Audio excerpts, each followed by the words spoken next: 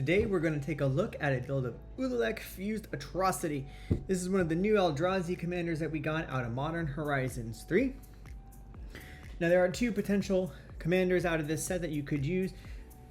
Both have slightly different builds. This particular build is around Eldrazi spells and being able to copy some of those things that happen because of them. Not so much the Eldrazi Sans and Spawns. Ulalek costs 5 mana to cast. Could be a combination of any colored or colorless. And when you cast an Eldrazi spell, you may pay 2 colors. If you do, you copy all spells you control, then copy all other activated or triggered abilities, and then may choose new targets. So if you have an Eldrazi spell that when you cast it you draw cards, or when you cast it you destroy something, if you copy it with Ulalek, you get that trigger and get the spell a second time. Now obviously if it's a legendary creature like one of the Titans, you would still get that spell a second time, the ability, but you do not get the spell because of the legend rule. We are running one Planeswalker, and that's Ugin the Ineffable for 6 mana, making our colorless spells 2 generic less to cast. It's +1, we exile the top card of our library face down. It's a 2/2 creature, and when it leaves the battlefield, we put it to our hand. The nice part is we could get that creature back. The downside is our opponents don't really want to kill that creature because it could be an Eldrazi Titan, right? So they don't want it to die necessarily, so you may end up with that creature sticking around longer than you might hope for. But the -3 destroy target permanent with one or more colors is helpful. Ugin is on the iffy list. The only reason that we do run it that is nice for us is it does give us a discount on our spells, especially because they are pretty expensive, and then in a way it's a way of cheating them out with the +1 and its removal, so it does do a lot for us for 6 mana, but it is kind of like iffy whether or not you need it. Since we are in 5 colors, we have access to lots of other things. We are running 26 creatures. We run It That Heralds the End for a colorless and a generic. Color spells you cast with mana value 7 or greater cost 1 less to cast, and then other colorless spells you control get +1/+1, so it does buff up our stuff, which is nice. Gives us a reduction. Wastegate Battle Mage for a colorless and a generic has kicker cost, 2 different kickers. You can pay a green and or a blue and a colorless. If you paid a green as the kicker, then you exile target artifact or enchantment opponent controls. If you paid a blue and a colorless for the kicker, you return target creature opponent controls to its owner's hand. And the cool thing is if you were to copy this with your commander, you get to choose one of those or both of them if you chose the kicker to use both kicker costs. So that's kind of cool for us for a little bit of removal. Roaming Throne is here because it could become an Eldrazi when it enters. It has protection for itself. And then if a triggered ability of a creature we control triggers, it triggers an additional time. So if our Annihilator, for example, would trigger an additional time, and our opponents would have to annihilate that many more permanents, which is gross and nasty, but hey, we want to win the game here at some point. Sowing Microspawn for a green and 3 generic. It has Devoid, so technically it's colorless. It also has Kicker for colorless and 1. When you cast a spell, you search your library for a land card and you put it onto the battlefield untapped, which is nice. And then if you were to cast the kicker cost, you can exile an opponent's land or your land if you really wanted it to be yours. But the nice thing is if you copy this with your commander, you go put 2 lands. So if you've already got one of the Tron lands out, for example, you could potentially go get the other 2 Tron lands and have Tron assembled very quickly, or just 2 other lands you need if you're trying to color fix or get out some other utility lands. So it's very great, versatile for our deck. Gets us what we want. Thought-Knot Seer. When it enters the battlefield, we have a target opponent reveal his or her hand, choose an on-land card from it, and exile it. And then when Thought-Knot Seer leaves the battlefield, target opponent draws a card. Thought-Knot is on our maybe cut list. It's good because it's a 4/4, and it is easy for us to cast, but it's not super great. We are exiling a card, getting a card out of our opponent's hand. Conduit of Ruin for 6 mana. When we cast Conduit of Ruin, we search our library for a colorless creature card that is 7 mana or greater, and we put it on top. And then the first color spell we cast each turn costs 2 less, so it does have a cost reducer built in. And then the searching part is nice. Now you cannot copy this with your commander because you can't search twice and put 2 cards on top because there is only the one because of the shuffling. Oblivion Sower, 6 mana to cast a Eldrazi creature that is a 5/8, and when you cast it, target opponent exile the top 4 cards of his or her library, and you put any number of land cards from them on the battlefield. Even if you were to whiff and your opponent didn't get any lands, generally speaking, 4 cards, where if you copy this with your commander's ability and you hit 8 cards, or 2 different opponents and 4 from each, is generally good, even if it's not going to be land because you're hitting their interaction, maybe a combo piece or something that's really nasty. So even if you do whiff on it, it is worth running. Ulalek Gorger is here. It is the other new commander we got this year. This one was from the Commander Masters, and it gives your color spells cascade if they if they have mana value 7 or greater. Bane of Balaged is pretty good for us. When it attacks, defending player exiles 2 permanents he or she controls. Deceiver of Form. At the beginning of combat on your turn, you reveal a top card of your library. If a creature card is revealed this way, you may have other creatures you control become a copy of it till end of turn. This is iffy because, unfortunately, if you reveal a Eldrazi Titan, those are legendary, so that's not good. But otherwise, if you do reveal another Eldrazi, it could be pretty good for you, especially if it's like a 10/10 or something. Devourer of Destinies for 7 mana. When you may reveal this card from your opening hand. If you do, at the beginning of your first upkeep, you look at the top 4 cards of your library. You may put one of those cards back on top and exile the rest.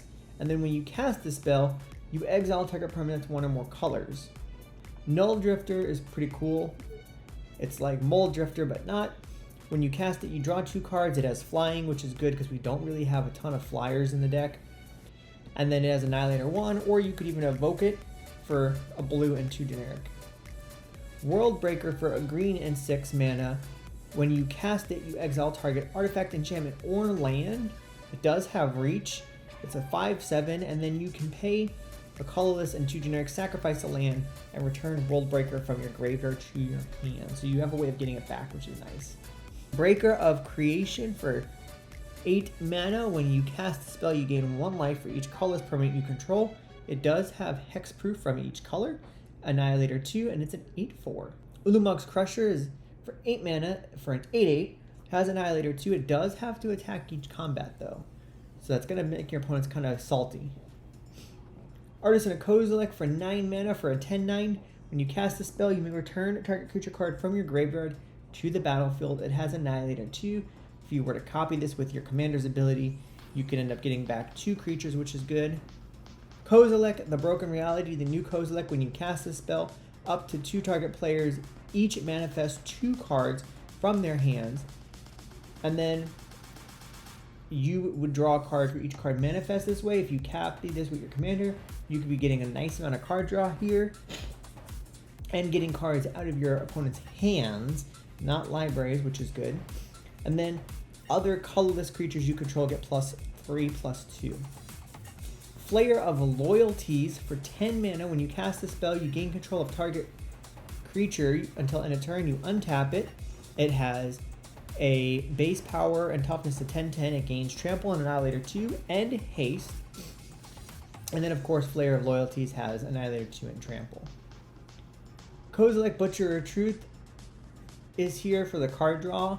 It does have Annihilator 4, and then it can shuffle back in if it goes to our graveyard, which is pretty good.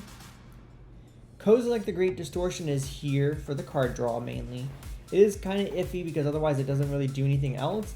It does have Menace, and we have the ability to discard a card with mana value X to counter a spell that has mana value X. We're not really using it for that. Our deck is not particularly built around having enough of the different CMCs to be able to counter stuff, so that part is really not super relevant. You might get lucky and be able to do that ability, but generally this Kozilek is not here for that. It's just here for the card draw, and then it is a good 12/12 blocker that has Menace, or Attacker. Ulamog the Ceaseless Hunger, when you cast it, exile 2 permanents. It has Indestructible, and when it attacks, defending player exiles a top 20 cards of his or her library. Ulamog the Defiler, when you cast the spell, target opponent exiles half their library rounded up. Now, if you copy this with your commander's ability, you could either choose 2 different opponents, depending on how late you are in the game. This could be backbreaking for both of them and essentially take them both out of the game. Or maybe you choose to target the same player, in which case then you do eliminate a player that way. It has Ward that they have to sacrifice 2 permanents, and when it enters the battlefield, it enters with a number of +1/+1 counters to the greatest mana value among cards that have been exiled from your opponent. So if they exile something for 5 CM's mana value, then Ulamog the Defiler gets 5+1/+1 counters, and then it also gets Annihilator X, where that is the number of +1/+1 counters. Pathraiser of Ulamog has Annihilator 3, can't be blocked except by 3 or more creatures, and it's a 9/9. Ulamog the Infinite Gyre here, when you cast it, you destroy target permanent. It has Indestructible, it has Annihilator 4, and when it's put into a graveyard from anywhere, you shuffle it back into your library. Emrakul, the World Anew. When you cast the spell, you gain control of all creatures target player controls. It has flying, it has protection from spells and permanents that were cast this turn, and when it leaves the battlefield, you sacrifice all creatures you control. And then it has a madness cost of 6 colorless. It That Betrays is here. It is iffy because it's a 12 mana, but it does have Annihilator 2, and when an opponent sacrifices a non-token permanent, you put that card onto the battlefield under your control. So if you get this out early game and you start attacking and having those Annihilator triggers, you would get the creatures that they are sacrificing under your control, which could be pretty good for you. We are running 2 sorceries. Of course, we're running a tutor, and then we're running Finale of Devastation, so we can search for something in our library or possibly our graveyard, and then buff up our creatures and swing out, potentially killing a player, maybe killing 2 players, or even killing the whole table, or at least just doing a massive amount of damage. Because we are in 5 colors, we've got lots of interaction in different areas. We've got counter magic. We're running things like Path to Exile, Swords to Plowshares, Vampiric Tutor, Beast Within, things like that you would expect. We are running Ugin's Binding, which is a very nice card for us. Essentially, Ugin's Binding is Cyclonic Rift. You pay 3 mana to return a target non-land permanent you don't control to its owner's hand. And then, when Ugin's Binding is in your graveyard, whenever you cast a color spell with mana value 7 or greater, you may choose to exile Ugin's Binding, and then you return each non-land permanent you don't control to its owner's hand, which is essentially an overloaded Psych Rift. It is a May ability, so the first time you do it, if there's really not a lot on the battlefield, maybe you don't bother. It's good because your opponent, since it's in your graveyard, if a couple other cards end up on top of it over the course of the game, your opponents are likely to forget about it, and they may think that you have forgotten about it if you don't use it the very first time either. And then all of a sudden you surprise them with this, and then that could allow you to win the game with a nice big attack after that has happened, and they really don't have any permanents other than their lands.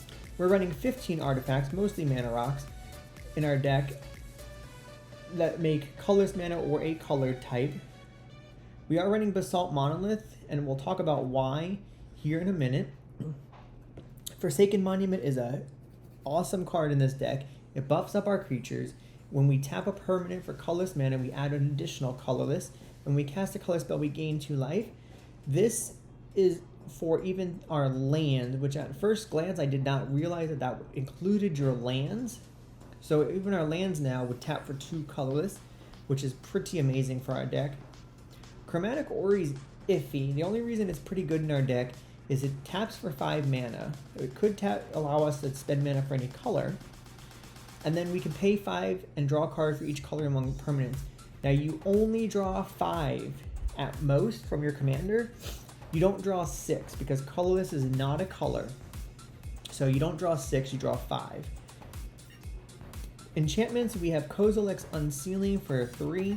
When you cast a creature spell with mana value 4, 5, or 6, you create 2 Eldrazi spawns, which then you could sacrifice them for a mana. Our deck is not really built around the spawns and the scions, but it is nice to have because when you cast a creature spell with mana value 7 or greater, you're going to draw 3 cards, which is good because this deck does need card draw. Rhystic Study is here for card draw reasons. Ugin's Mastery. When you cast a colorless creature spell, you manifest the top card of your library. So it's a 2/2, and then when you attack with creatures with a total power 6 or greater, you may turn a face down creature face up. So let's say you attack with a couple creatures, get that power up there, attack with a 2/2, and then that 2/2 could be turned face up, which might end up being an 8/8 or something really big. And now they thought they were blocking, or not going to block, or going to get hit for very little damage and end up getting hit for a lot. Echoes of Eternity allows us to copy the triggered abilities of some of our color spells, or even copy the spell itself, which is nice. We'll talk about a combo that we have more with that in just a little bit. Our lands, they either tap for colors and a color, or they're utility lands. So we think it's like a Darkheart Waste could tap for colorless, blue, or white. So we've got lots of options there. Bonder's Archive taps for colorless, but we can pay 3, tap it, draw a card if we control a creature of power 4 or greater, which is not difficult for us at all. Besage You is a land or removal. Cavern of Souls would make a Eldrazi spell of ours uncountable. Corrupted Crossroads could add a colored mana. Eldrazi Temple, we can pay 2. We may generate 2 mana with it if we're casting an Eldrazi spell. Field of the Dead is here because why not? We are running so many lands in the deck that it makes sense to have Field of the Dead, and then we are generating more creatures that way, so it's not terrible, even if we just hold those back as blockers. Inventor's Fair, if we control 3 or more artifacts on our upkeep, we gain a life, which should be pretty easy for us. And then we can pay 4, sacrifice it, search for an artifact card, which we might end up doing, especially getting something like Forsaken Monument. Otawara is here as a piece of removal or land. Radiant Fountain does gain us a little bit of life and taps for colorless. Reliquary Tower makes us not have any maximum hand size, so if we get to a good point where we're drawing a good amount of cards, we don't have to discard. Seagate Wreckage is here as a way of, if we're running out of cards and we have no more cards in our hand, we can pay 3 to draw a card and at least try to start beginning to get somewhere. Shrine of the Forsaken God adds 2 colorless, and we can use it to cast color spells. Talon Gates of Madara can add colorless, a colored mana, or we can pay 4, and it could be put on the battlefield from our hand, and when it does enter, a creature phases out. Temple of the False Gods is a land you don't necessarily see play, but it is in this deck because it does give us 2 colors, so it's pretty good for us there.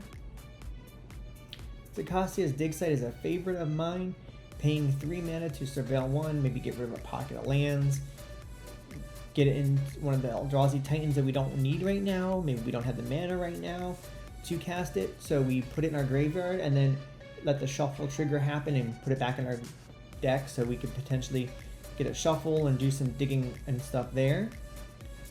Tomb of the Spirit Dragon, we can pay 2 to tap it and gain a life for each color's creature, so a little bit of life gain. Of course, we're running the Urza lands for potentially big mana over the course of the game. And then we're running Zarofin Void, that when it enters we scry 1. There is an infinite combo in the deck.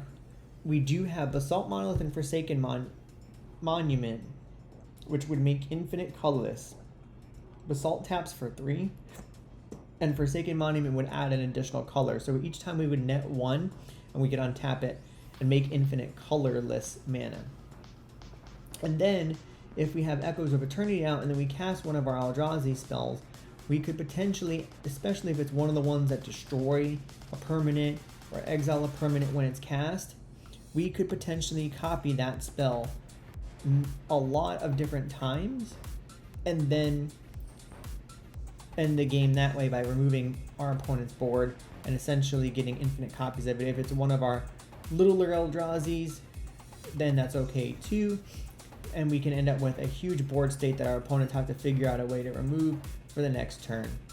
If you have any experience playing Ulalek, have other cards that you would recommend adding to the deck, let us know in the comments below what you have found to be successful for you, or what other cards you have included in your deck. And as always, make sure you check the deck list for any updates we have. That will be the most current list at all times that you can find in the video description below.